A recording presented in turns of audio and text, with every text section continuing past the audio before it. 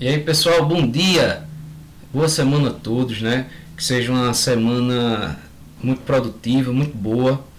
E vamos lá dar continuidade a esse pensador que tem uma relevância fundamental na história da filosofia, sobretudo na modernidade, ele que é o grande poeta da modernidade, né? Kant e Hegel, como a gente falou da última vez, eles são figuras ilustres aí, representam a potência máxima desse pensamento moderno e que vai ser influente por toda a filosofia posterior a ele. Nós vimos que ele está dentro ali daquele debate também epistemológico, e a gente está vendo Kant do ponto de vista de uma teoria do conhecimento, onde nós já tivemos como caminho percorrido aqui as principais características e pensadores do racionalismo moderno, como figura central Descartes, e no outro lado, né, da moeda, aí, da balança, o empirismo, se opondo radicalmente ao racionalismo e também dentro dessa perspectiva aí, um certo ceticismo que surge com Hume sendo um desses grandes pensadores representando o empirismo, junto com Locke, claro. Só que nós vimos na última aula todas as transformações, as revoluções que Kant opera dentro do pensamento moderno, né? Ele vai ser o autor de uma filosofia crítica, e crítica a gente já viu que não é no sentido de falar mal, mas crítica que está compreendido no sentido de pegar aquilo que se tem construído, se deparar com ele e crivar, fazer uma síntese daquilo que de fato é possível retirar de bom, né? E digamos assim, que eliminar aquilo que não é tão seguro, aquilo que de fato não convém a um conhecimento verdadeiro, tá? Essa filosofia crítica kantiana, ela vai analisar justamente como se dá esse processo do conhecimento, eliminando assim o dogmatismo racionalista, que vai pressupor uma capacidade total e absoluta da razão conhecer, assim como também vai eliminar a impossibilidade do conhecimento a partir do ceticismo, né? Ou então limitando-se à experiência, como diz o empirismo.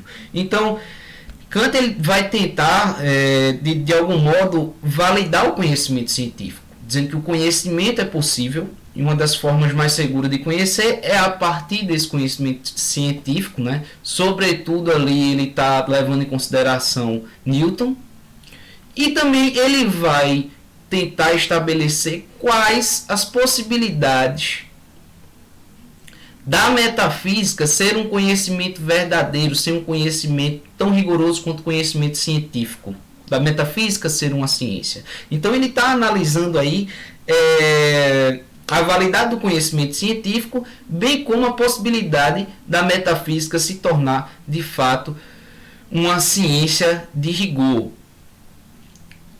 A gente viu na última aula essa inversão que ele faz do conhecimento ao analisar esse modo de conhecer, a epistemologia, essa possibilidade de conhecimento. Ele vai dizer, não é o objeto que regula o conhecimento, mas é esse sujeito que conhece, que age, que não é passivo, que apenas não recebe informação do objeto, mas nessa relação, o que precisa ser investigado não é primeiramente o objeto, mas é o sujeito que conhece esse objeto, para sabermos assim quais as condições de possibilidade do conhecimento, como esse sujeito conhece e até onde pode conhecer, né? Se a gente voltar aqui nos slides anteriores, a gente viu que a filosofia ela é capaz de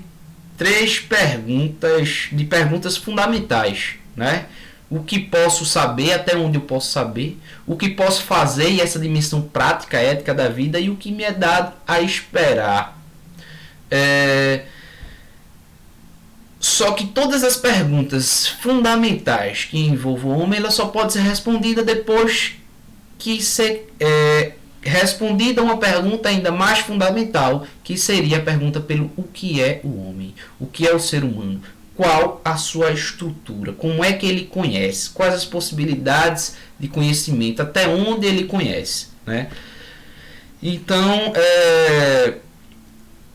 nós vemos aí, né?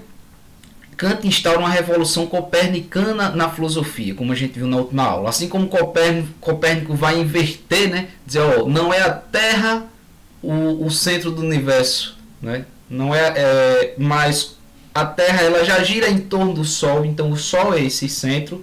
Copérnico vai dizer, não é o objeto o centro desse processo, mas é o próprio sujeito que conhece que deve ser analisado, né? Admitindo que o conhecimento não se rege pelos objetos e sim o objeto pelo conhecimento, invertendo a perspectiva que propõe como campo de investigação aquele que chama transcendental. Então, essa relação do conhecimento, essa investigação do sujeito, ele vai chamar de uma relação transcendental. Ele vai falar de um sujeito transcendental. É o sujeito que transcende, que vai além de si na investigação desse mundo exterior, do objeto. Com o termo refere-se o que já está desde sempre no sujeito do conhecimento. Chama de sujeitos transcendentais o modo ou a estrutura da sensibilidade e do intelecto. Ou seja, o que é o sujeito transcendental? Essa estrutura do sujeito, tanto a sensibilidade como o intelecto. Ou seja, essa capacidade do conhecimento sensível, mas também de intuir, do conhecimento intelectivo. Tá? Essas estruturas são a priori, porque são próprias do sujeito e não do objeto. O que é posterior ao sujeito é a experiência sensível. Ou seja, o que é que dá a capacidade do sujeito conhecer? A sua própria estrutura. O que é que compõe essa estrutura? A sensibilidade e o intelecto. Elas vão ser chamadas de estrutura transcendental a priori. Por quê? Porque já está no sujeito, não é uma estrutura que está no objeto. Então é preciso analisar o sujeito e sua estrutura. E aí Kant vai propor uma analítica transcendental. O que é uma analítica transcendental? É justamente uma análise desse sujeito que a sua estrutura é transcendental. Ele possibilita transcender a si mesmo e conhecer o objeto, certo? E o que é, onde é que ele vai operar isso? Onde é que ele vai realizar essa analítica transcendental? Na crítica da razão pura. A Crítica da Razão Pura, uma das suas principais obras, uma das principais obras da filosofia, vai ser o grande livro onde ele vai fazer essa analítica transcendental, estabelecendo aí as condições de possibilidade do conhecimento desse sujeito transcendental. Desculpe. E aí, que é esse conhecimento, né? Quais são os resultados dessa análise? É o que nós vamos tentar ver um pouco agora, né? Como esse sujeito conhece, o que é que ele conhece, tá?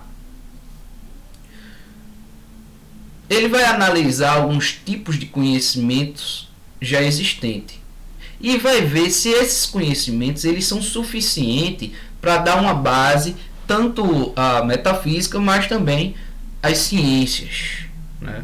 Quais são os tipos desse conhecimento existente? Para investigar isso, ele vai primeiro ver o que é o juízo, que é essa forma de expressão do conhecimento. Vamos ler aqui. Tradicionalmente, a expressão mais perfeita do conhecimento é o juízo. Lembre-se de Aristóteles, né? O lugar da verdade é o juízo. O que é o juízo? É uma sentença, é uma expressão, né, daquilo que já foi concebido no intelecto e se expressa através de uma sentença. Vamos lá, vai ficar claro ao decorrer, né, da nossa fala. Por isso, Kant pergunta em que se baseia a validade a priori do juízo. Começa a distinguir dois tipos de juízo. O que é o juízo? O juízo consiste numa expressão de dois conceitos, do quais cumpre a função de sujeito e o outro cumpre a função de predicado. Este está contido no primeiro. Por exemplo, então, o que é um juízo? É uma sentença que expressa um conhecimento. Ele vai analisar e vai, os tipos de conhecimento, os tipos de juízo, e vai perceber a princípio dois, tá? Que nós vamos ver a seguir. Mas essas sentenças aí abaixo, e essas sentenças que a gente vai posteriormente analisar depois, né? Eita, fui redundante agora, né? Posteriormente é depois. Mas a gente vai analisar posteriormente, né? Vejamos, esses são tipos de juízos, tipos de expressões que revelam, que explicitam algum conhecimento. Vamos lá. Todo corpo é extenso. Isso é um tipo de conhecimento, está expresso. É um juízo. A flor é branca, certo? Então nós temos aqui, ó, a flor, o sujeito, e o branca é um predicado.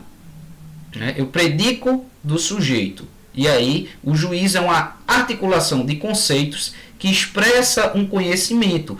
E qual é a estrutura dessa sentença? De sujeito e predicado. Eu tenho o sujeito e eu predico algo desse sujeito, ou seja, predico algum tipo de conhecimento. Aqui, ó, todo o corpo é extenso. Então, do corpo eu prediquei a questão da extensão. Da flor é predicada a qualidade de branca. E nós temos um outro tipo aí de sentença, um outro tipo de juízo que diz: a linha reta é a mais curta entre dois pontos. Bem, nós temos aqui exemplos de juízos.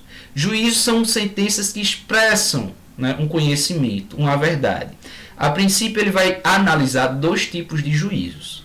Depois, ele vai chegar a um terceiro tipo de juízo. Lembrando que por que ele está analisando isso? Ele está analisando os tipos de conhecimento existente e percebendo se esses conhecimentos são consistentes o suficiente para ser válido como base de um conhecimento científico, né, como base da ciência ou também da metafísica. Se a metafísica alcança esse tipo de conhecimento, certo?